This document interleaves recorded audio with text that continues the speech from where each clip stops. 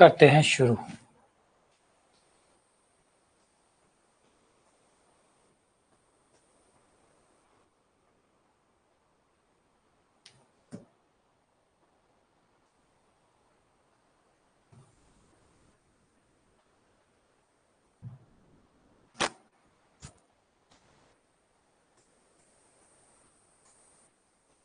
ये रहा सवाल। ए बी तीन समुच्चय है तो ए क्रॉस बी यूनियन सी बराबर होता है। ये कार्तीय गुणन है, दो समुच्चयों का कार्तीय गुणन। तो दो समुच्चयों का कार्तीय गुणन जो होता है वो बंटनता के नियम को फॉलो करता है या नहीं करता है? फॉलो करता है या नहीं करता है?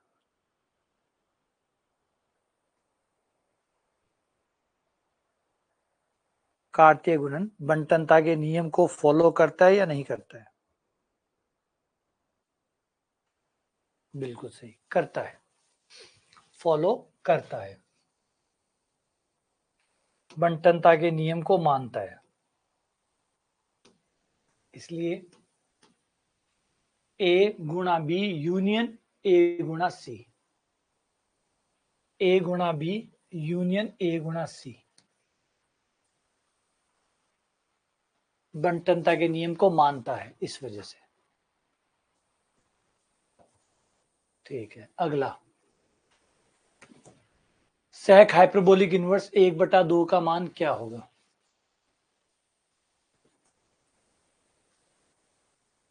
सेक हाइपरबोलिक इनवर्स 1/2 का मान क्या होगा?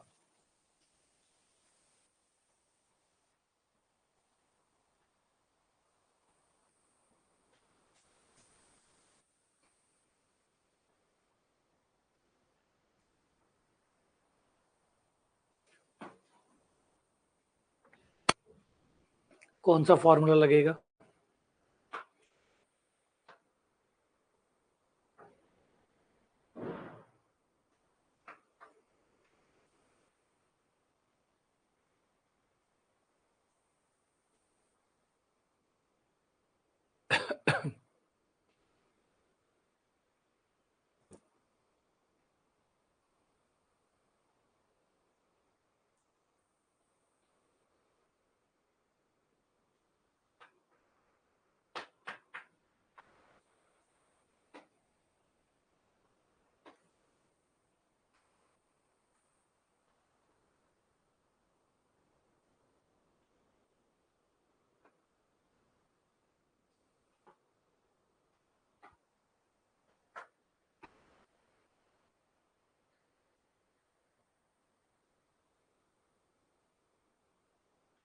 बिल्कुल सही।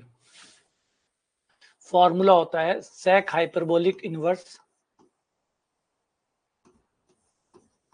एक्स बराबर log x plus under root 1 minus x square बटा x.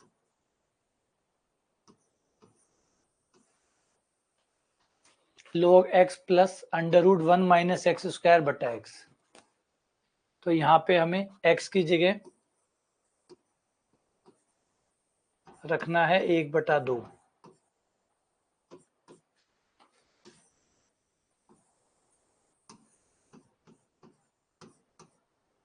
1/2 plus under root 1 minus 1/2 का स्क्वायर, लघुत्तम ले लो, लघुत्तम लेके 2 कट भी कर दो, यह आ जाएगा 1 प्लस अंडर रूट 3। अब ये कह रहा है प्लस माइनस, प्लस माइनस वाला तो भाई कोई नहीं है, खाली प्लस वाला तो है, प्लस माइनस वाला तो कोई नहीं है। तो फिलहाल हमारा जवाब जाएगा इनमें से कोई नहीं पर। प्लस माइनस वाला नहीं होता, दो उत्तर नहीं आते, एक ही उत्तर आता है। अच्छा, इसको आप एक दूसरे तरीके से भी कर सकते हैं। अगर आप सेक हाइपरबोलिक इनवर्स को कॉस में चेंज कर ले, इसको पलट देंगे तो सेक हाइपरबोलिक इनवर्स जो है वो कॉस में चेंज हो जाएगा। सेक हाइपरबोलिक इनवर्स 1/2 है, इसको पलटेंगे तो कॉस हाइपरबोलिक इनवर्स बन जाएगा, उल्टा हो जाएगा तो ये हो जाएगा 2/1। फिर आप कॉस हाइपरबोलिक इनवर्स का फॉर्मूला लगा सकते हैं, और कॉस हाइपरबोलिक इनवर्स का जो फॉर्मूला होता है वो ये होता है, कॉस हाइपरबोलिक इनवर्स x बराबर log plus under root x square minus 1।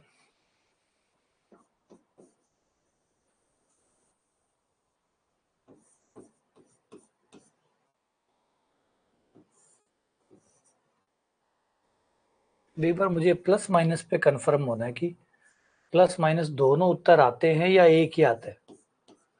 फॉर्मूले में मैंने प्लस माइनस नहीं देखे, जो किताबों में फॉर्मूले हैं उनमें मैंने प्लस माइनस नहीं देखा। तो क्या प्लस माइनस आते हैं या सिर्फ एक ही आता है?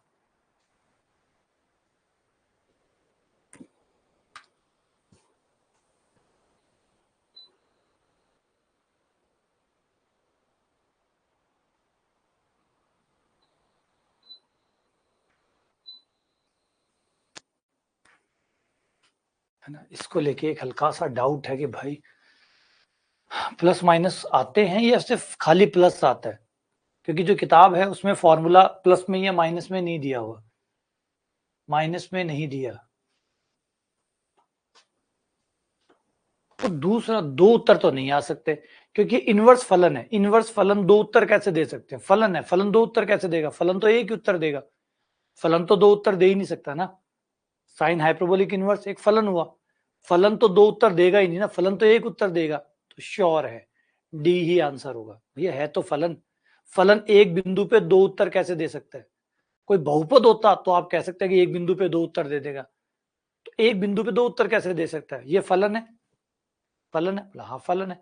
फलन एक पे दो तो नहीं दे सकता ना, ये तो फलन की परिभाषा का विरोध है कि एक पर दो उत्तर, एक पे दो उत्तर नहीं दे सकता। इसका मतलब डी ही सही है, कन्फर्म, श्योर, 100%।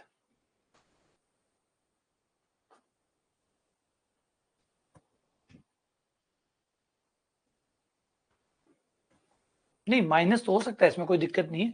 यहाँ माइनस हो सकता है कि अंडर 3 बड़ा हो गया, ये हो गया, लेकिन तभी मुझे याद है कि दो उत्तर तो हो ही नहीं सकते ना भाई। है तो किताब वाले ने सही लिखा हुआ है, किताब ने लिखा हुआ सही फॉर्मूला लिखा हुआ है, तभी मुझे याद है किताब में प्लस था, प्लस माइनस तो नहीं था। नहीं था, अब याद आ रहा है कि भाई नहीं था, क्यों नहीं था? कि दो उत्तर हो ही नहीं सकते। एक बिंदु पे दो उत्तर आएंगे, एक बिंदु पे दो उत्तर आएंगे तो फलन कैसे रहेगा? फलन कभी भी एक पे दो नहीं देता, दो पे एक दे सकता है, एक पे दो नहीं दे सकता। तो कट गया, ठीक है ना। चलो अगला सवाल।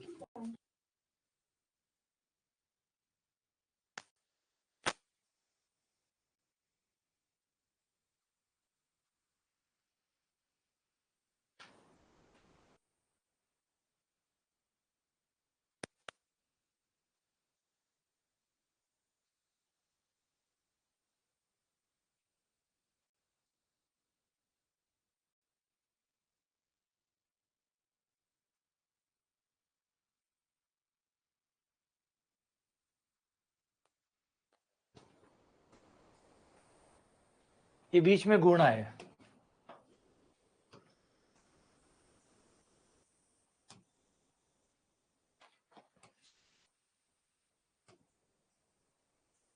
अच्छा कौन कह रहा है फाइनल रिजल्ट आ गया संस्कृत का? संस्कृत का आ गया क्या फाइनल रिजल्ट? अच्छा फाइनल रिजल्ट आ गया क्या संस्कृत का? कौन कह रहा है? किसने कहा? नहीं किसने कहा है? कौन कह रहा है? रोहित, रोहित कह रहा है। अरे रुक जा यार, रोहित कह रहा है कि संस्कृत का फाइनल रिजल्ट आ गया। क्या ये बात सच है?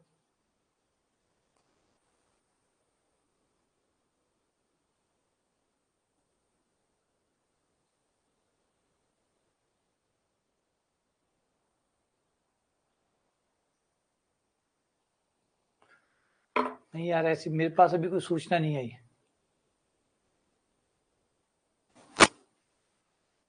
अच्छा, डॉक्यूमेंट वेरिफिकेशन की डेट आई है, क्या बात करते हो यार, फाइनल रिजल्ट कहाँ गया? हाँ, डीवी के लिए कॉल है, वो अलग बात है यार, उत्सुकता बढ़ा दी बिना मतलब में। चलो, एक्स अनंत तक है।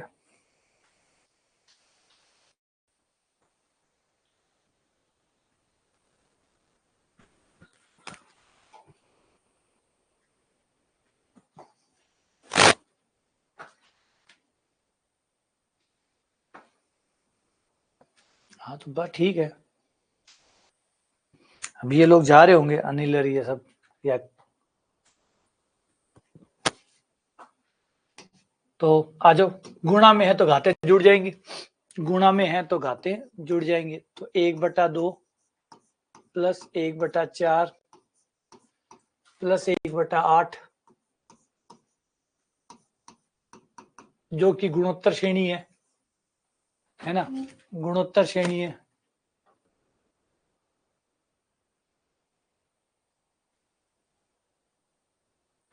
पूरा यार, ये क्या किया,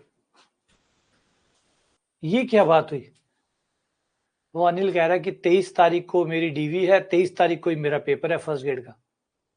ये बात तो गलत है यार, ये तो एकदम गलत बात है। ये तो फिर ये तो मतलब ये डेट तो कम से कम इतना होना चाहिए था कि भाई एग्जाम की डेट है, इस दिन ही अगर बंदा डॉक्यूमेंट वेरिफिकेशन कराने जाएगा, दोनों जगह उसको फिजिकली प्रेजेंट होना पड़ेगा, दोनों जगह फिजिकली प्रेजेंट होना पड़ेगा, तो ये तो फिर तो एक तो छोड़ना पड़ेगा।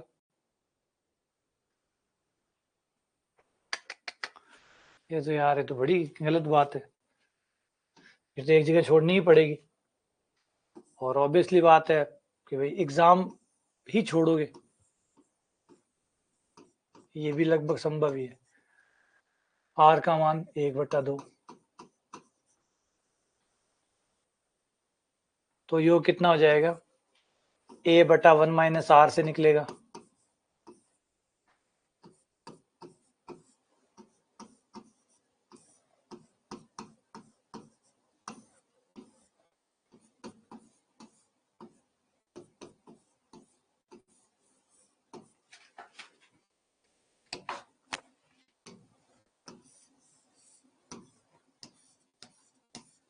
वो तो 1-2 दिन आगे पीछे भी हो सकता था यार, इसका इतना कोई डेट का थोड़ी था। अच्छा, वो कह रहा है, सुशील कह रहा है डीवी के 2 चांस मिलते हैं। अच्छा, दोबारा डेट मिल जाएगी। अच्छा, संस्कृत विभाग का रहेगा ना। अच्छा, उनको सेकंड चांस दिया था। ये दे जरूरी है देना, या मतलब ऐसे ही है, इच्छा पे है, हो सकता है दे, हो सकता है ना दे।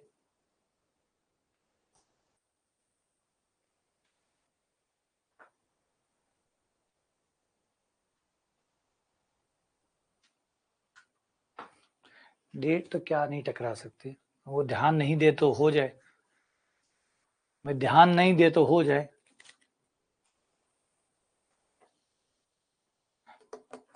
आइटा का अंडर रूट,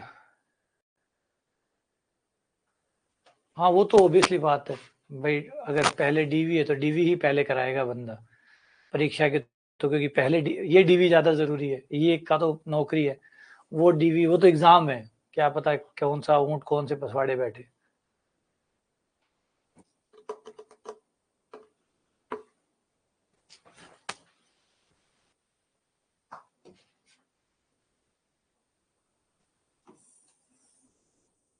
आइटा का वर्गमूल निकाल लो, वर्गमूल आसान है, इसको आइलर फॉर्म में लिख लो, सबसे आसान काम हो जाएगा। आइलर फॉर्म में लिखते ही हो जाएगा हमारा π/2 आइटा, है ना, π/2 आइटा हो जाएगा, क्योंकि आइटा को आप लिख सकते हैं cos 90 plus iota sin 90, cos 90 plus iota sin 90, वो बन गया e की पावर आइटा π/2। अब अंडर रूट निकालोगे तो आसानी से आ जाएगा, अंडर रूट आइटा यानी अंडर रूट e की पावर आइटा π/2, e की पावर आइटा π/2, अंडर रूट का मतलब आधी पावर, e की पावर आइटा पाई बाई 4, वो हो गया cos pi by 4 plus iota sine pi by 4। cos pi by 4 यानी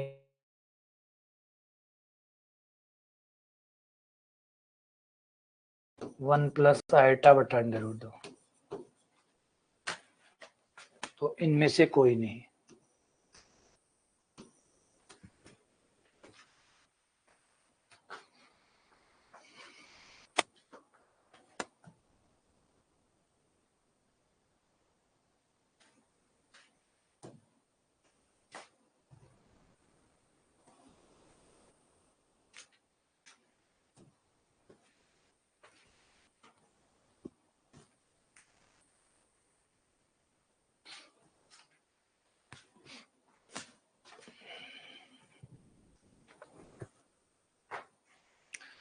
अगर ए और बी किसी ग्रुप के अवयव है, ए की पावर 4 ई के बराबर है, तो B A B inverse A square के बराबर है, तो कौन सी बात सच है?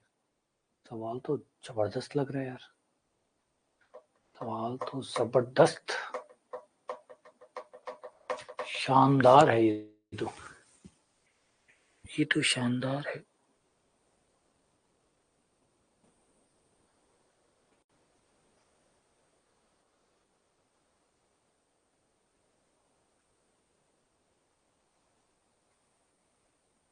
वैसे देखें तो कायदे से तो देखें तो बी ऑप्शन संतुष्ट कर रहा है, बी ऑप्शन संतुष्ट कर रहा है, उस हिसाब से बी आंसर हो जाना चाहिए। बी दोनों ही बातों को संतुष्ट करता है। देखो बी को अगर हम रखते हैं तो ए की जगह ई रखते ही आपका संतुष्ट हो रहा है, तो आपका बी ऑप्शन काम कर रहा है, तो बाय ऑप्शन बी सही हो गया।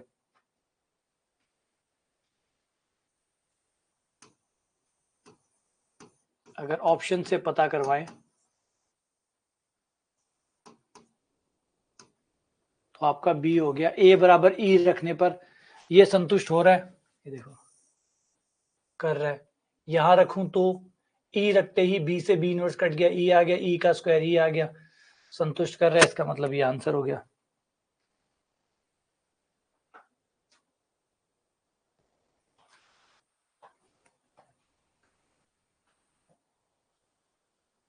सही है। अब इसको अगर विधिवत करें तो क्या हो? विधिवत करें तो ये होगा,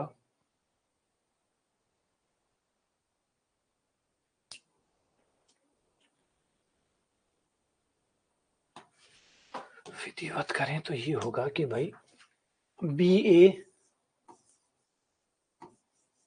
बराबर ए स्क्वायर है। अगर ये दोनों बराबर है तो इन दोनों की कोटियां भी बराबर होंगी।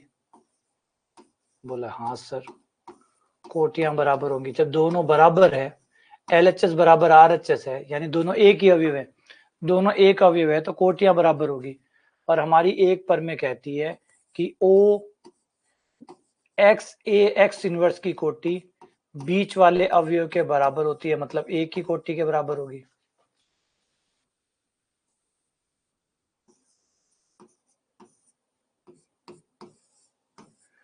अब ये बात ये कहता है कि ए की कोटि और ए स्क्वायर की कोटि बराबर है। अगर दोनों की कोटि बराबर है तो फिर ये ऐसा तभी हो सकता है जब ए बराबर ई हो।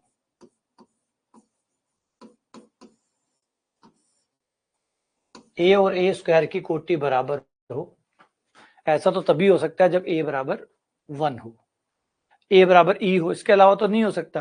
किसी अवयव की कोटि वही हो और उसके स्क्वायर की कोटि भी वही हो, दोनों सेम कैसे हो सकते हैं? तो ए बराबर ई होगा। ठीक है, तो ये नतीजा निकला कि ए बराबर ई। यहाँ पे मैंने कौन सी थ्योरम लगाई है? मैंने ये वाली थ्योरम यहाँ पे यूज की है कि भाई हमारी ग्रुप थ्योरी की थ्योरम कहती है कि एक्स ए एक्स इनवर्स की कोटि ए की कोटि के बराबर ही होती है। जो बीच वाला अवयव होता है उसी की कोटि के बराबर होती है। एक्स से एक्स इनवर्स की कोटि ए की कोटि के बराबर होती है। तो ये तो ए की कोटि ए स्क्वायर की कोटि बराबर आ रही है, ए और ए स्क्वायर की कोटि बराबर आने का मतलब तो ए बराबर ई होगा, क्योंकि दोनों की कोटियां बराबर। वरना हमारा जो नियम है वो कहता है कि अगर ए की कोटि 5 है तो ए स्क्वायर की कोटि जो है उसकी पावर करने पर उसकी कोटि या तो कम आती है या बराबर आती है। कम तो मना कर दिया इसने। पावर करने पर कोटि गिर जाती है, पावर करने पर कोटि गिर जाती है। ये देखो, ये हमारी जो पावर के लिए प्रमेय है वो ये कहते हैं कि अगर किसी अवयव ए की कोटि जो भी हो, उसकी ए की पावर करने के बाद जो भी कोटि आएगी वो या तो कम आएगी या बराबर आएगी, या तो कम आएगी या बराबर आएगी। और बराबर आएगी इसका मतलब फिर तो ए बराबर ई होगा और कोई नहीं होगा, क्योंकि पावर करने से कोटि घटेगी। सही बात है ये, या कोई कंफ्यूजन है? लग रहा है, थोड़ा सा लग रहा है ना, थोड़ा सा लग रहा है, क्यों?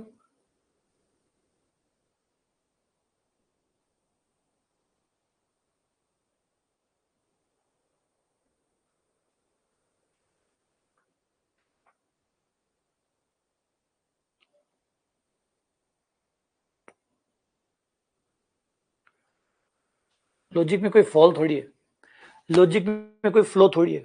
लग तो नहीं रहा यार, कोई फ्लो थोड़ी है। दोबारा से इसको देखते हैं, लॉजिक में कोई कमी तो नहीं है। वैसे भी ए की पावर 4 बराबर ई लगाते हैं तो और भी ज्यादा कंफर्म हो जाता है कि हाँ भाई ठीक है, कि भाई ए जो है वो ए स्क्वायर की कोटि, ए की कोटि, ये दोनों बराबर आ रही है। अब ये दोनों बराबर आ रही है तो फिर ए बराबर ई होगा, और कोई संभावना नहीं बची। ठीक है ना? तो यही बनता है कि ए बराबर ई होगा, इसके अलावा कुछ नहीं होगा। ठीक है, चलो।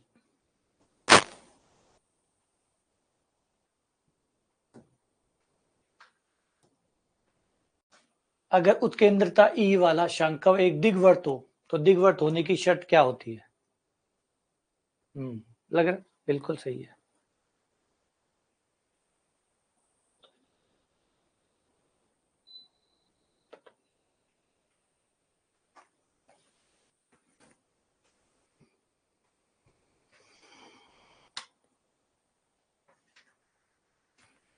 दिग्वर्त होने के लिए उत्केंद्रता 0 से 1 के बीच में होती है।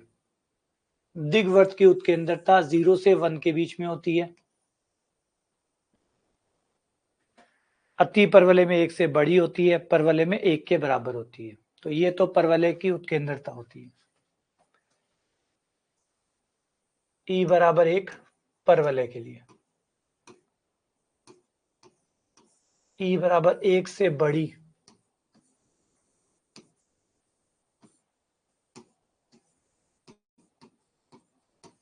अति परवलय की, और वो फिर दिग्वर्त की।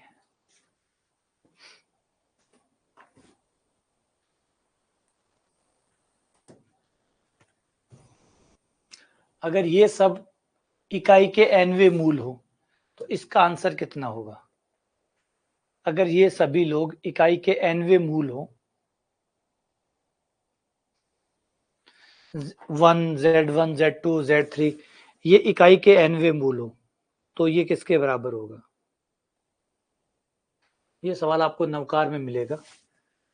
नवकार में थ्योरी ऑफ इक्वेशन वाला टॉपिक है, समीकरण सिद्धांत वाला, उसके अंदर मिलेगा आपको। पहली प्रश्नावली है समीकरण सिद्धांत की, उसका चौथा या पांचवा एग्जाम्पल है। बड़ा प्यारा सवाल है, बहुत ही प्यारा सवाल है।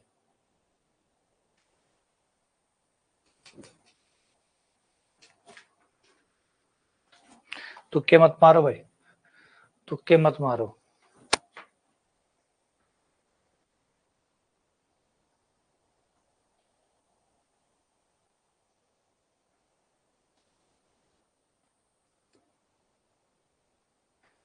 हाँ, या तो कोई जुगाड़ है तो जुगाड़ लगा के देख लो, तरीका है तो तरीका लगा के देख लो, जुगाड़ है तो जुगाड़ लगा के देख लो।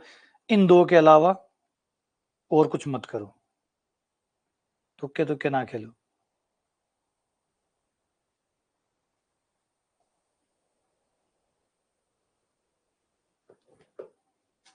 नहीं है, ठीक है, चलो कोई बात नहीं, आ जाओ। ये कह रहा है कि z जो है इकाई के nवें मूल, ये 1 है, 1 की पावर 1/n करने पर z आए, और z के मान हमें दिए हुए हैं। अब पहले मैं n पावर को इधर ले आता हूँ, तो ये 1 बराबर z की पावर n हो गया। फिर इसको इधर ले आओ तो ये आपका बहुपद बन गया, ये बहुपद बन गया। अब इस बहुपद के मूल बताए हुए हैं कि ये जो बहुपद है आपका z की पावर n माइनस 1, इस बहुपद के मूल 1 है, z1 है, z2 है, z3 है, z4 है और zn है। ये इसके मूल है। हम जानते हैं, हमारा नियम बताता है कि कोई भी बहुपद अपने मूलों के गुणनखंडों के बराबर होता है। तो पहला गुणनखंड z-1, दूसरा गुणनखंड z-z1, तीसरा गुणनखंड z-z2, अगला गुणनखंड, उससे अगला गुणनखंड, उससे अगला गुणनखंड z-zn-1। हर बहुपद अपने गुणनखंडों के गुणनफल के बराबर होता है। हर बहुपद अपने गुणनखंडों के गुणनफल के बराबर होता है। पहला गुणनखंड z-1, दूसरा z-z1, z-z2, z-z3 and so on. z-1 को इधर ले आओ, भाग दे दो,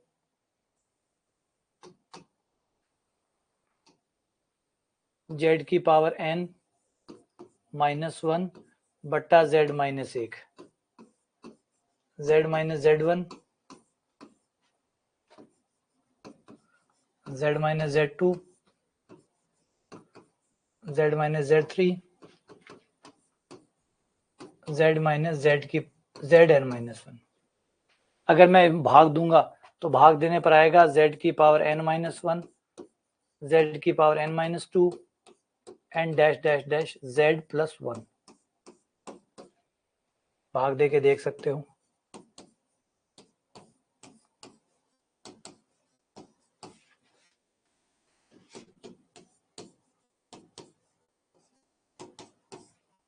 ये आ गया।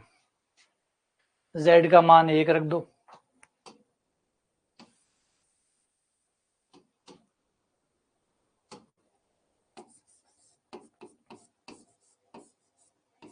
एक प्लस एक प्लस एक,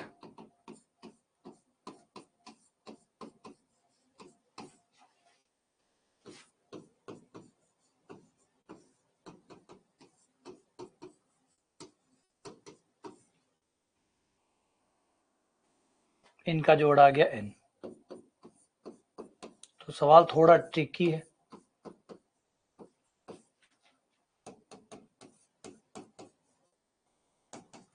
अच्छा सवाल है, ये इसका आंसर है। बड़ा है ना, थोड़ा अटपटा सा लगता है, ऐसा कैसे हुआ। एक बार देखना जरूरी है ऐसे सवाल को। एक बार अब हो गया ना, अब दुख नहीं देगा ये, क्योंकि अब ये चीजें कहाँ से ध्यान में आए। ये तो कहीं देखा हुआ हो तो ही आपसे होता है, कहीं देखा हुआ हो तो आप कर पाते हैं, नहीं देखा हुआ तो कहाँ से हो। तो ये इस तरीके से इसका होता है कि भैया आपने बहुपद बना लिया। बहुपद जो है वो गुणनखंडों से बनता है, गुणनखंडों की गुणा बराबर बहुपद, फिर z का मान रख दो, इधर z-1 को ले आओ, भाग दे के फिर z बराबर 1 रखो। वरना z बराबर 1, अगर z बराबर 1 बिना भाग दिए पहले रख देता तो वो 0 आ जाता और ये 0 आ जाता। इसलिए z-1 को पहले उधर लेके गया, भाग दिया, फिर z बराबर 1 रखा।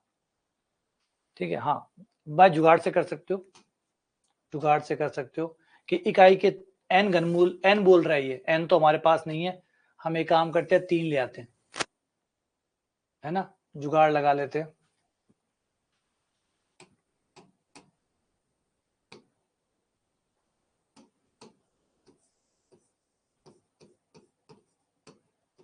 हम n का मान 3 ले लेते हैं।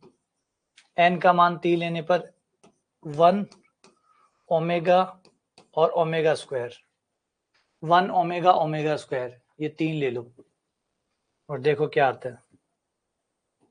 1 माइनस 1 माइनस ओमेगा, सॉरी, आपको z1 लेना है। z1 मतलब बचे हुए 2 लेने, ये 2 लेने। तो 1 minus omega, 1 minus omega square, bracket खोलूंगा तो 1 minus omega square minus omega, minus minus plus omega cube. इन दोनों का मान हो गया -1, minus minus plus 1, omega cube का मान 1, 3 आया। तो n का मान 3 लिया तो 3 आया।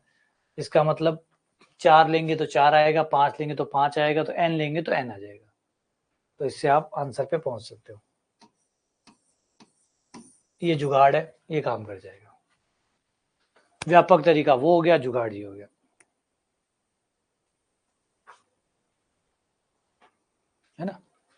तीन मूल हो गए ना, पहला मूल 1 तो है ही, पहला मूल 1 हो गया, दूसरा Z1 हो गया, फिर अगला Z2 हो गया।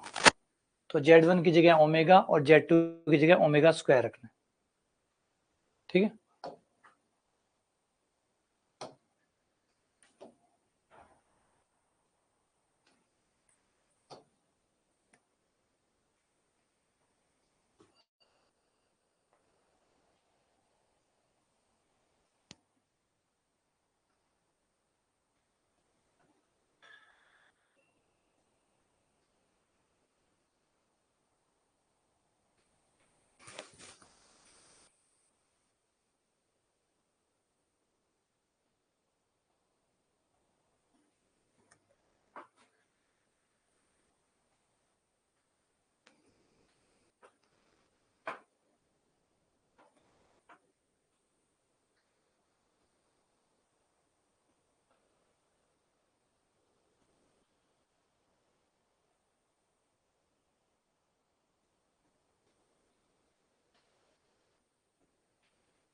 इतना गंभीर सवाल नहीं है यार, इतना गंभीर नहीं है। आप सवाल को लेके ज्यादा गंभीर हो गए।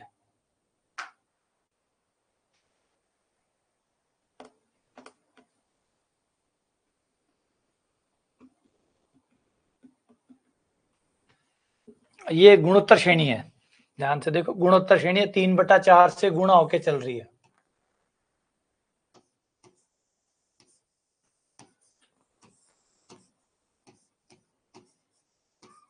तो अनंत गुणोत्तर श्रेणी है, अनंत तक जा रही है, तो अनंत गुणोत्तर श्रेणी है। योग हो जाएगा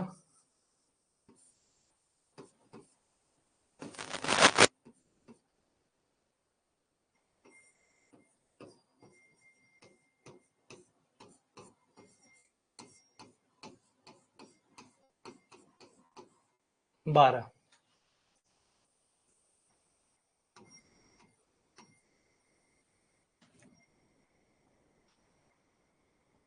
ठीक है।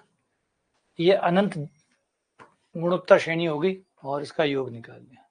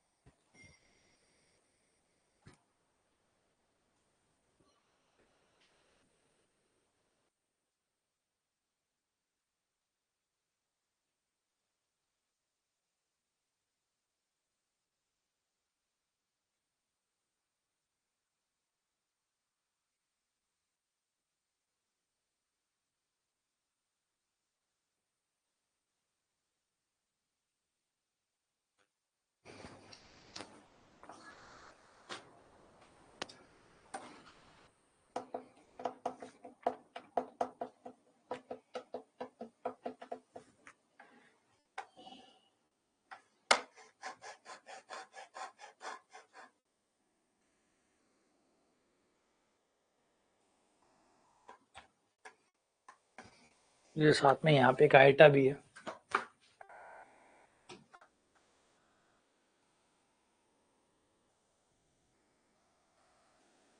हाँ, ये इन दोनों की अगर हम गुणा कर दें,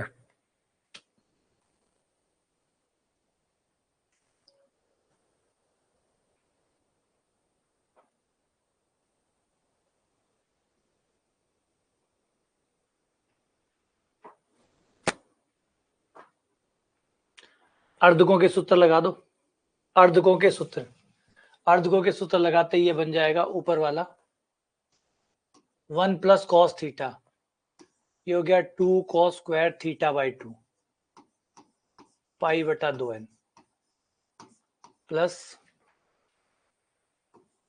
आइटा इंटू 2 साइन पाई बटा 2n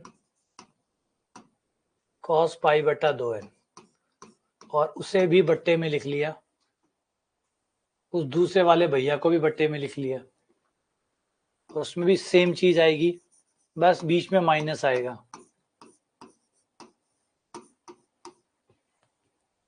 बीच में माइनस आएगा।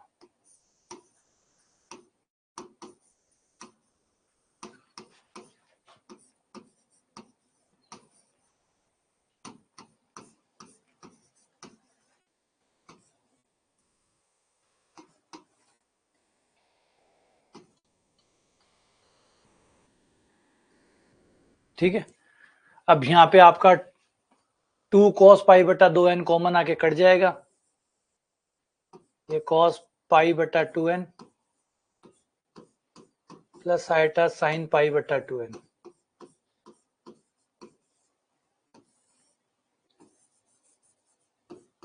cos पाई बटा 2n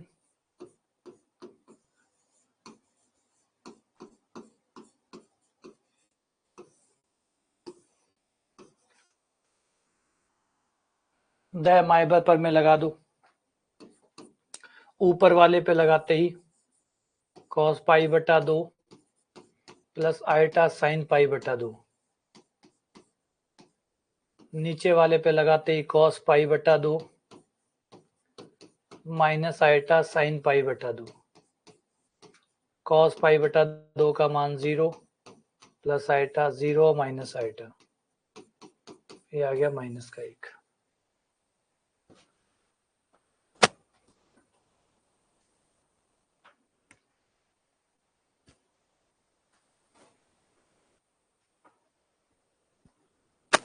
माइनस 1।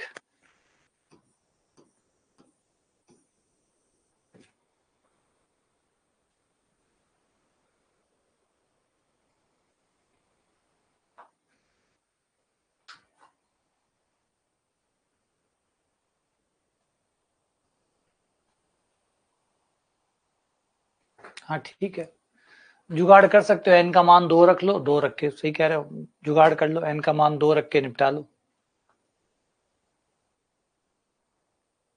ठीक है, आगे बढ़ जाऊं।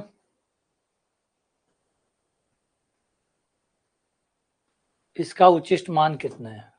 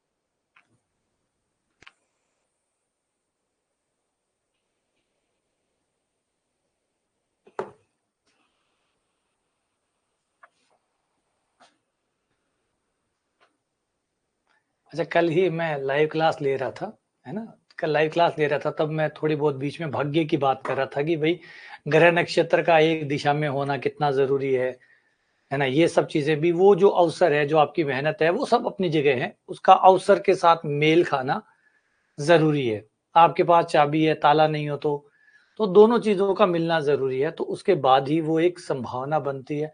और कल हम बात कर रहे थे, उस समय प्लेन क्रैश हुआ था, तो प्लेन क्रैश हुआ तो उसमें भी एक बड़ा विचित्र घटना होगी कि एक बंदा 242 लोगों में से एक बच गया। अच्छा, बच्चा भी इतना ज्यादा कि उसके खाली हल्की फुल्की चोट आई है, वो आराम से, मतलब आज तक वाले उसका वीडियो दिखा रहे थे, वो चल रहा था, चल पा रहा था, 241 लोग चले गए, एक वो बच गया, एक बच गया। अच्छा, जब उसकी घटना पड़ी, मैंने तो उसमें कहा कि भाई तो हवाई जहाज होता है, आज तक वाले में उसमें न्यूज में था कि जो 1.5 लाख मुझसे ज्यादा 1.5 लाख लीटर उसके अंदर ईंधन होता है, 1.5 लाख लीटर। ये सोचने की बात है, ये ऐसे जैसे कोई पेट्रोल पंप का जलना, इतना बड़ा वो था, इतना व्यापक था, इतना ज्यादा जब जलेगा, और उसकी जो लपटें उठ रही थी, वो साफ दिखा रही थी, पूरी बिल्डिंगें जल गई थी। तो उस आदमी का वहां बच पाना, ये मतलब है नहीं सर। अच्छा, बच पाना अलग बात है, वो बहुत बुरी तरीके से घायल हो सकता था और हो सकता था, यहाँ जाके कल ये बात ही चल रही थी, कल वो इत्तेफाक ही हो गया हमारा। कल वो जब क्लास चल रही थी, मैं बच्चों को थोड़ा सा कहता कि आप, और वो जॉन एलिया का शेर सुना रहा था कि अगर सर से पांव तक आप सलामत है तो खुदा की रहमत है कि आज का दिन ऐश में बीता। तो आज इसी को ऐश कहते हैं। अगर आप सुबह उठें और शाम तक आपका सर से पैर तक आप सलामत है तो इसे ऐश मानिए कि आप ऐश काट रहे हैं। तो ये वो चल रहा था, और जैसे ही वो खबर आई तो हुआ कि देखो क्या हो। अच्छा, वो एमबीबीएस कर रहे थे वो डॉक्टर वहां पे, और 30-40 डॉक्टर के ऊपर वो जहाज आके गिर गया। 30-40 से ज्यादा अब कितने मरे हैं वो तो भी मुझे इन्फॉर्म पूरा नहीं हो, लेकिन अब उनकी क्या गलती थी। तो ये है तकदीर का खेल। आप मेहनत करके एमबीबीएस ले सकते हो, लेकिन एमबीबीएस पूरी करोगे ये तो आपका तकदीर ही तय करेगा। आप हो सकता है, चलिए मान लीजिए शुद्ध मेहनत करके आप एमबीबीएस कर ली, लेकिन एमबीबीएस पूरी करेंगे ये तो लक ही तय करेगा। वो देखो, मेहनत तो की थी ना उन्होंने, मेहनत तो की थी, जिंदगी कम पड़ गई। मेहनत पूरी थी, जिंदगी कम पड़ गई, भाग्य का साथ कम रहा। चलेगा, तो ये बड़ी इंपॉर्टेंट चीज होती है, ये बड़ा अर्थ है। इसलिए कहा जाता है, चाइनीज में बड़ी सुंदर कहावत है कि जो आदमी किसी और को दोष देता है उसे भी बहुत दूर चलना है। बड़ी बड़ी गहरी है कहावत है कि अगर कोई व्यक्ति जो है वो किसी और अपनी घटनाओं के लिए किसी और को दोष देता है,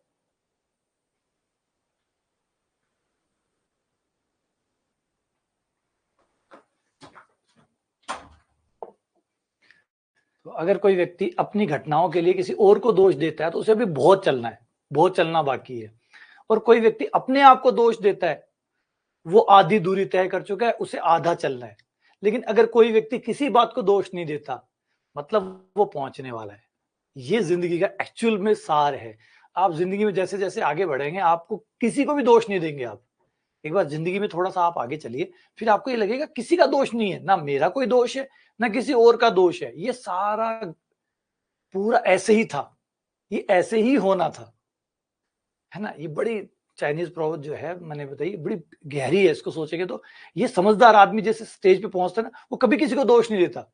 समझदार आदमी समझ जाता है कि किसी का दोष नहीं है, इसमें किसी का भी दोष नहीं है, ये सब प्रकृति का विधि विधान था जो होना था। ना इसका दोष है और ना ही मेरा दोष है, ना इसका दोष है ना मेरा दोष है, ये सिर्फ विधिवत था, यही होना था, यही हुआ है। तो सब कुछ पहले से लिखा है, सब कुछ पहले से तय है, जो होना है वो वैसे ही हो रहा है। तो ना तुम्हारा कोई दोष है ना मेरा कोई दोष है, ये तो लिखा हुआ है। तो वही कहानी देख लो, ये जो इस घटना को अगर आप एनालिसिस करें तो सीधा सीधा ये समझाता है। और एक बड़ा अपना भी यहाँ का एक दुखद घटना है कि अपने राजस्थान के बांसवाड़ा का एक डॉक्टर है जो अपनी फैमिली को लंदन शिफ्ट करने ले जा रहा था। उसकी वाइफ जो थी वो उदयपुर मेडिकल कॉलेज में थी, वो वहां पे वो भी डॉक्टर थी, गवर्नमेंट में थी। वो उसको रिजाइन दिला के अपने 3 बच्चों के सहित वो शिफ्ट हो रहे थे लंदन, कि लंदन अब लंदन ही रहेंगे, वहीं पे रहेंगे।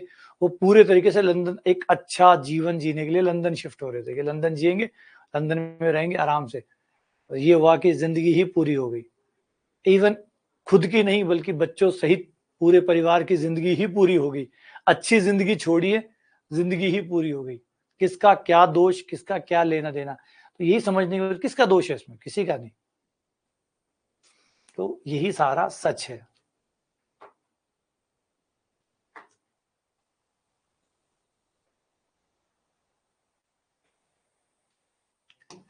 तो इसीलिए कहा था, मैंने कहा था परीक्षाओं को लेके ज्यादा स्ट्रेस मत लो, ये जो होना है वो होके रहेगा। बस ठीक है, हम अपना काम कर रहे हैं, इससे संतोष आता है। हमारा काम करने से हमें संतोष आता है कि हमने काम किया, हमने मेहनत की, हमने किया। अब जैसे मैंने कहा ना, आप किसी को दोष नहीं देते, आप किसी को दोष नहीं देते। बड़े है ना, समझदार होते ही आप ये समझ ही जाते हैं कि यहाँ किसी का कोई दोष नहीं है। बस मेहनत मैं इसलिए कर रहा हूं कि मुझे अच्छा लगता है। मेहनत करने से मुझे लगता है कि मैंने अपना हिस्सा ईमानदारी से दिया। एक वो न्यूटन मूवी आती है, उसमें न्यूटन मूवी देखी आपने? न्यूटन मूवी राजकुमार राव की। तो न्यूटन मूवी जो है उसमें एक बड़ा प्यारा डायलॉग आता है। तो वो न्यूटन जो होता है वो ईमानदारी कैसे बातें करते हैं, तो जो सामने वाला एक्टर होता है वो कहता है, न्यूटन बाबू जो तुम ईमानदारी का जो ढोल बजा रहे हो ना, ईमानदार होकर तुम किसी पे एहसान नहीं कर रहे हो। ईमानदार हो इसलिए क्योंकि तुम्हें अच्छा लगता है। तो सही बात है, ईमानदार होकर आप किसी पे एहसान नहीं करते। ईमानदार होने से आपको हल्कापन महसूस होता है, ये आपका खुद पे एहसान है, किसी गांव पे एहसान नहीं है आपका। तो सेम वही बात है, आप जब मेहनत करते हैं तो आपको खुद को हल्कापन महसूस होता है कि मैंने मेरा काम ईमानदारी से किया, नहीं हुआ तो कोई बात नहीं। भाई दोनों ही केस में अगर आप एक तो बिना पढ़े फेल होते हो, एक पढ़ के फेल होते हो। जब आप पढ़ के फेल होते हो तो आपको ये मन जरूर होता है कि हाँ ठीक है, मैंने मेहनत की थी, अब नहीं हुआ, विधि का विधान है। बिना पढ़े फेल होता हूं तो ये होता है कि सारा दोष मेरा ही था, नहीं पढ़ा, पढ़ता तो क्या पता हो जाता। तो बस इतना सा फर्क बदल जाता है, सिर्फ उस एटीट्यूड का फर्क बदल जाता है। तो चलिए हम जो भी है उसे एक्सेप्ट करें।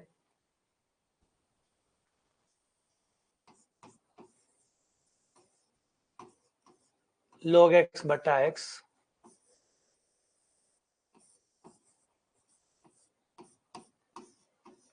x बाहर log x का 1 बटा x, log x बाहर x का 1 बटा x का स्क्वायर,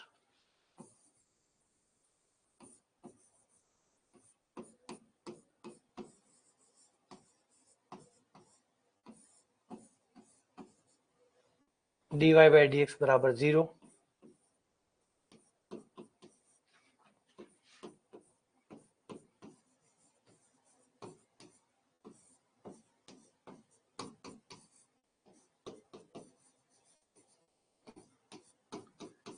x बराबर e की पावर 1 यानी e आ गया। तो वो तो कोई बिंदु है ही नहीं, एकमात्र बिंदु है।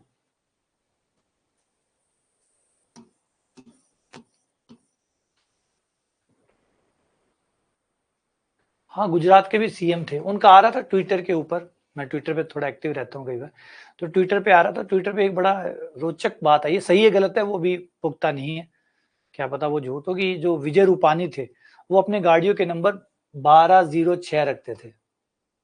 उनकी जो गाड़ियां थी उनके नंबर 1206, वो लक्की नंबर मानते थे अपने इस नंबर को, इस नंबर को लक्की नंबर मानते थे। और उनकी जो गाड़ियां होती थी उनके नंबर 1206 वो सेट करते थे। और कल जो उनकी एक्सीडेंट की जो डेट है वो 12/6 ही है।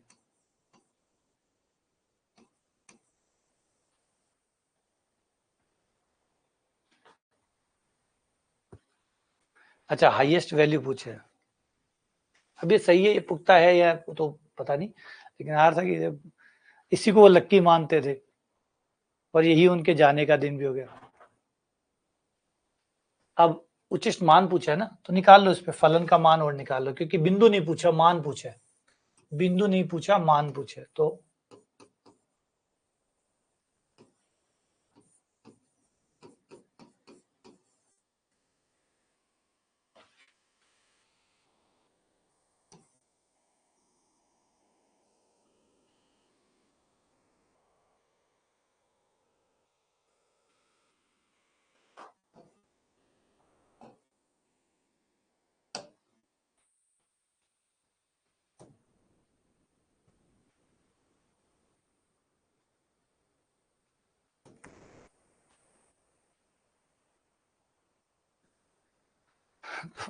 तुम्हारा जिंदा होना तुम्हारी सबसे बड़ी सफलता है।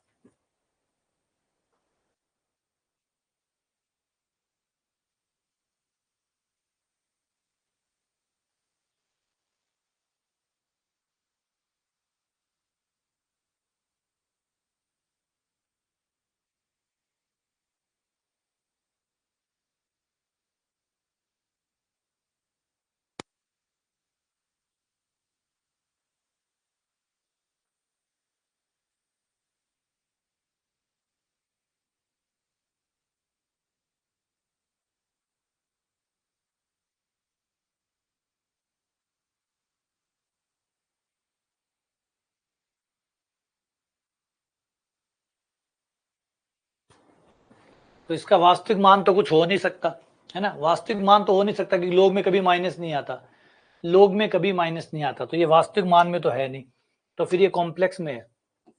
तो ये चीज सम्मिश्र संख्या में है, तो इसको ऐसे लिख लेंगे -3 + 0 आइटा, -3 + 0 आइटा। और इस पे हमारा फॉर्मूला लगा देंगे log a + आइटा b का, log a + आइटा b, जो कि होता है 1/2 log। देखो इसका कोई वास्तविक मान नहीं है, क्योंकि log में माइनस अलाउड नहीं होता, तो वास्तविक मान नहीं है, लेकिन कॉम्प्लेक्स में यही चीज अलाउड हो जाती है। जबरदस्त बात है। बहुत सारी चीजें जो रियल में अलाउड नहीं होती, रियल उन्हें अलाउड नहीं करता, लेकिन दूसरा डोमेन उसको अलाउड कर देता है। ये सेम बात है, देश के लिए भी ले सकते हो आप। किसी कंट्री में कुछ अलाउड नहीं होता, किसी और कंट्री में जाते हैं वो चीज अलाउड हो जाती है। स्टेट में देख लो, बहुत सारे स्टेट में यही कहानी है, किसी स्टेट में कोई चीज प्रतिबंधित है और बुरी तरीके से प्रतिबंधित है, किसी दूसरे स्टेट में जाते हो वहां पे ओपन है।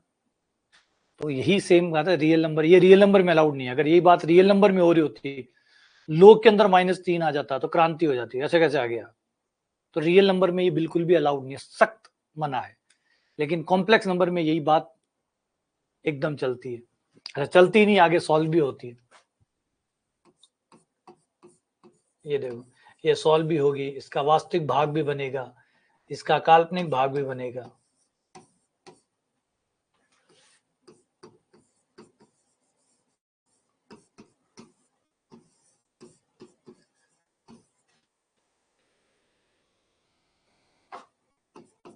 ये 9 का 2 आगे आ गया, log 3।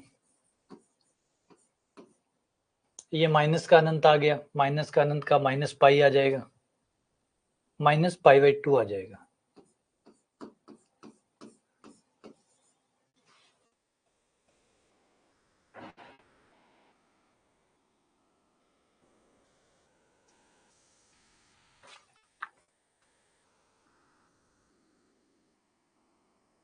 अच्छा, 0 आएगा माइनस, अच्छा अनंत नहीं है ना, अनंत तो आया ही नहीं यार, ये तो 0 आएगा ना। 0 तो प्लस माइनस का एक ही होता है, लेकिन इसका चतुर्थांश देख के लगाएंगे। चतुर्थांश कौन सा हुआ इसका, ये हुआ, तो -पाई इसके लिए सही होगा, -पाई ना कि +पाई। -पाई इसके लिए सही होगा, क्योंकि ये जो बिंदु होगा, ये बिंदु किधर होगा, ये माइनस के x की तरफ होगा, और -x की तरफ होगा, तो इसका जो कोणांक होगा ना, ये पॉइंट देखो, -3,0 कहाँ होगा, यहाँ होगा। और -3,0 के लिए जो कोणांक होगा वो पाई होगा, या -पाई होगा यार, दोनों ही सही है। पाई भी सही है, -पाई भी सही है, करें तो क्या करें, यहाँ तो दोनों ऑप्शन दिए हुए हैं। पाई भी सही है और -पाई भी सही है, लेकिन -पाई होता नहीं है, क्योंकि जो कोणांक होता है उसमें ये लिखा होता है कि कोणांक z -पाई से बड़ा, -पाई पे बड़े का चिन्ह होता है, और +पाई के ऊपर बराबर का चिन्ह होता है। यहाँ पे बराबर का चिन्ह नहीं होता, सही है। भी नोटिस किया कि इस साइड में बराबर का चिन्ह नहीं होता है। तो अगर किसी दिन पाई और -पाई में लड़ाई हो जाए तो -पाई नहीं लेना है, क्योंकि -पाई का चिन्ह नहीं होता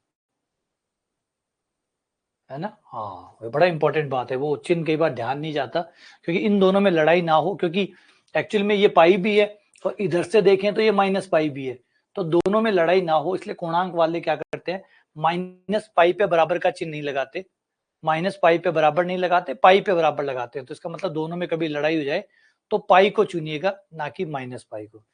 देखो वाह, क्या सवाल पूछे, क्या गहराई थी, मजा आ गया, है ना। इसलिए ये गलत, ये सही है।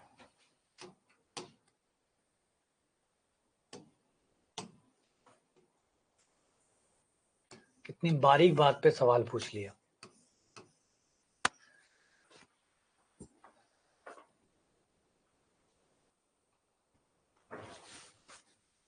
ठीक है,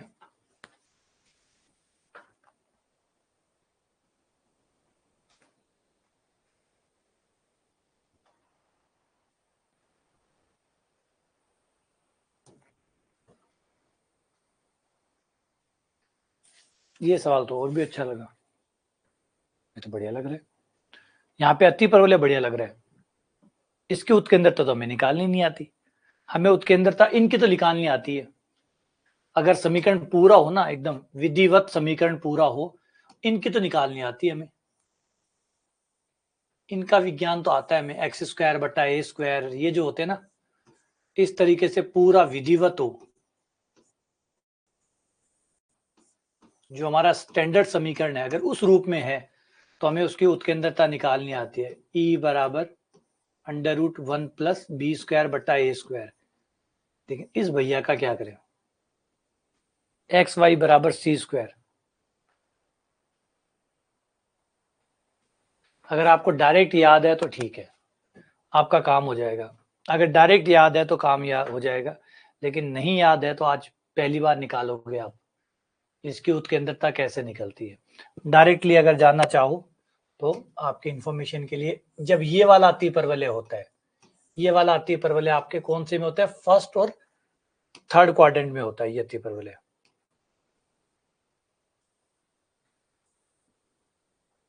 तो ये वाला जो अति परवलय होता है, इस अति परवलय की उत्केंद्रता √2 होती है। इसकी उत्केंद्रता √2 होती है, ठीक है। अच्छा कैसे निकलती आओ समझाएं। तो पहले तो इसको मानक समीकरण में कन्वर्ट करना पड़ेगा, क्योंकि फिलहाल ये मानक समीकरण में नहीं है, और जब तक मानक समीकरण में नहीं आएगा हमारा उत्केंद्रता वाला फॉर्मूला काम नहीं करेगा, हमारा उत्केंद्रता वाला फॉर्मूला काम नहीं करेगा। तो इसे करने के लिए हमें थोड़ा सा जुगाड़ करना पड़ेगा। x की जगह x माइनस वाई बटा √2 रखेंगे, स्मॉल y की जगह कैपिटल X प्लस वाई बटा √2 रखेंगे। ये चीज हम यहाँ पे रखेंगे। ऐसा क्यों रखेंगे, रुको अभी समझ में आ जाएगा।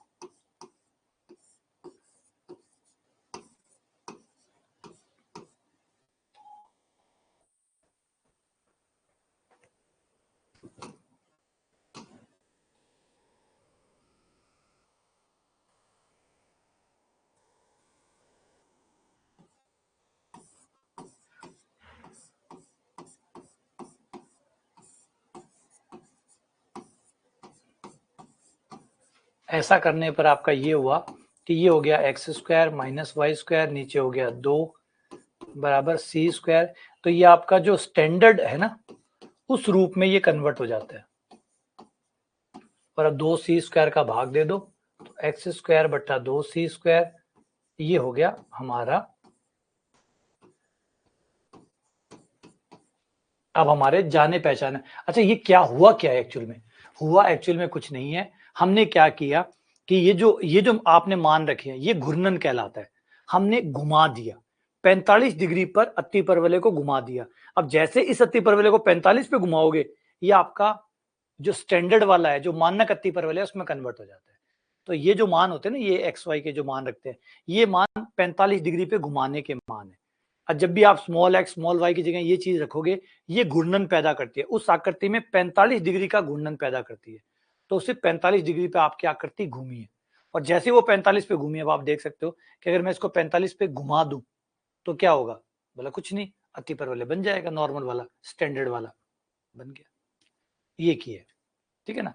अच्छा क्यों बदला, बदलने की जरूरत ये थी कि ऐसे हमें उत्केंद्रता निकालनी नहीं आती, क्योंकि हमारे उत्केंद्रता के फॉर्मूले, नाभिलंब के फॉर्मूले, ये सारे फॉर्मूले स्टैंडर्ड फॉर्मूले के रूप में ही है। तो अगर फॉर्मूला स्टैंडर्ड नहीं होगा तो वो नाभिलंब, नियतार, वो सब नहीं आएंगे। तो स्टैंडर्ड में ही कन्वर्ट करना पड़ेगा। तो ये घूर्णन की सहायता से, घूर्णन की मदद लेकर हमने इसको रोटेट किया, ये होता है, ठीक है। अब बन गया, अब उत्केंद्रता निकाल लो। ये हो गया आपका ए स्क्वायर का मान,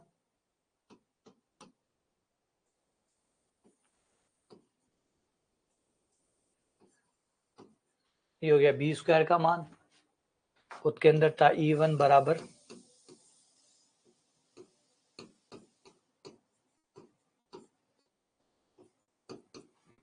2c स्क्वायर, 2c स्क्वायर रख दो,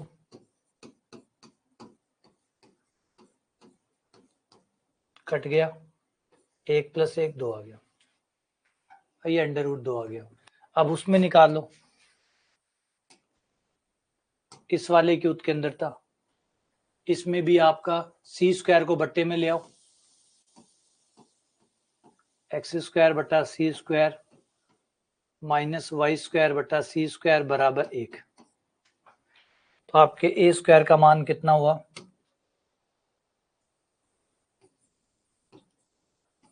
ये बी स्क्वायर का मान, उत्केंद्रता E2 बराबर होगी under root 1 plus B square बटा ए स्क्वायर, ये एक और एक 2 आ गया, अंडर रूट 2। E1 भी अंडर रूट 2 आया, E2 भी अंडर रूट 2 आया। E1 का स्क्वायर प्लस E2 का स्क्वायर बराबर अंडर रूट 2 का स्क्वायर प्लस अंडर रूट 2 का स्क्वायर, जो कि हो गया 2 2 4। ये आपका आंसर हो गया।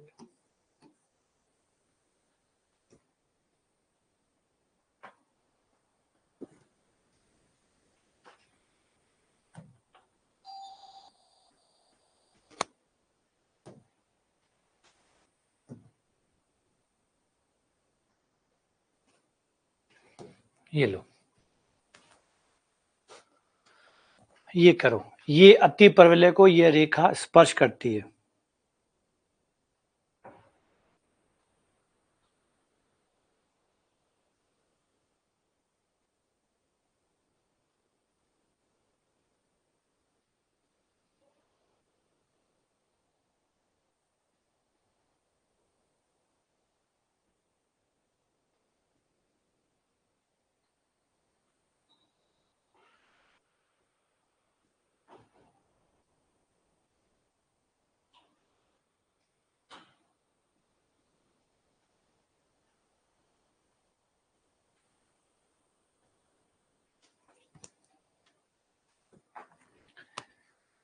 देखो, अति परवलय को स्पर्श करने की शर्त क्या होती है? सी स्क्वायर बराबर a square m square b square, तीनों को याद कर लो। कोई रेखा वृत्त को स्पर्श करती है तो उसकी शर्त क्या होती है, अति परवलय को स्पर्श करती है तो शर्त क्या होती है, और वृत्त को स्पर्श करती है तो शर्त कितनी होती है। ये सवाल फेवरेट सवालों में से एक माना जाता है, स्पर्श करने की शर्त लगवा के कोई ना कोई मान निकलवाना। वृत्त वाले मामले में तो थोड़ा आसान भी होता है, क्योंकि केंद्र से डाला गया लंब बराबर त्रिज्या, वैसे करके आप निपटा लोगे। लेकिन अति परवलय और दिग्वर्त, इन दोनों के लिए तो याद कर ही लो। अति परवलय के लिए ये होती है, दिग्वर्त में खाली प्लस का चिन्ह आता है, दिग्वर्त में खाली प्लस आता है, a square m square plus B square. अति दिग्वर्त में प्लस आता है, अति परवलय में माइनस आता है, बस इतना सा ही अंतर है। अच्छा, ये कौन कौन होते हैं? ये देखो, ये होते हैं एम की जगह तो ये रहा एम, ये एम होता है, ये सी होता है, ये आपका ए स्क्वायर होता है, ये आपका बी स्क्वायर होता है। ये मान लाके यहां रख लो। सी स्क्वायर का मान 6 का स्क्वायर, ए स्क्वायर का मान 100, एम स्क्वायर, बी स्क्वायर का मान है 49, 36 प्लस 49 बराबर 100 एम स्क्वायर बराबर 85 बटा 100, 5 पे कट करने पर 17 बटा 20, एम बराबर अंडर रूट 17 बटा 20। ये आपका आंसर हो गया। तो दिग्वर्त को स्पर्श करने की शर्त, अति परवलय को स्पर्श करने की शर्त लिख लो। अति परवलय को स्पर्श करने की शर्त ये तो हो ही गई,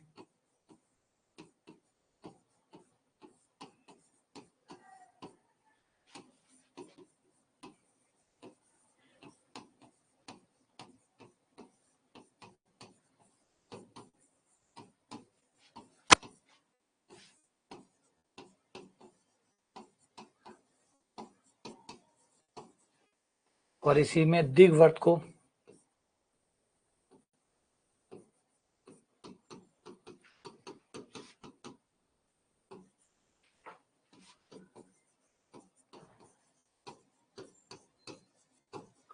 वैसे व्रत को भी होती है, लेकिन व्रत वाले में तो हम क्या करते हैं, केंद्र से डाला गया लंब बराबर त्रिज्या, उससे आराम से निपटा लेते हैं, तो वो ज्यादा हो जाता है आराम से। ये तीन होगी।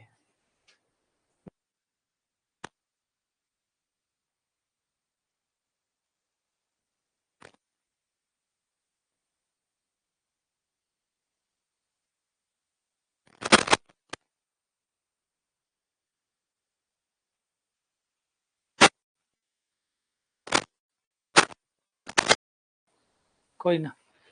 अनंत स्पर्शियों की संख्या कितनी होगी? इस वक्र की कितनी अनंत स्पर्शियां होंगी?